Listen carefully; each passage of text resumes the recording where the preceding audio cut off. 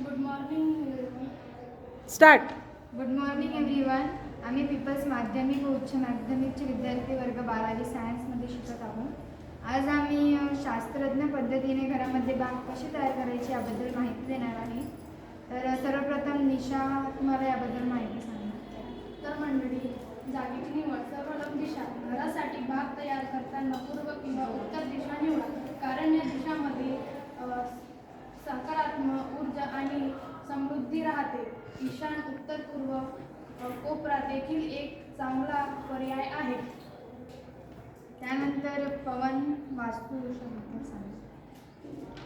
घरामध्ये वास्तुदोष टाळण्यासाठी बगीच्यामध्ये स्थान घराच्या इतर खोलीप्रमाणे वास्तुशास्त्र नियमानुसार ठरवावे लागते. जागेचे स्थान याबद्दल माहिती. घराच्या प्रवेशाच्या जवळपास किंवा घराच्या मागच्या अंगणात, टेरेसवर किंवा बाल्कनीमध्ये बाग तयार केली जाऊ शकते, कारण त्यासाठी मोठ्या जागेची गरज नाही. त्यानंतर लाभदायक झाडे याबद्दल माहिती. लाभदायक झाडे. औषधी वनस्पती. तुळस आणि पुदिना यासारख्या औषधी वनस्पती घरात लावणे शुद्ध मानले जाते.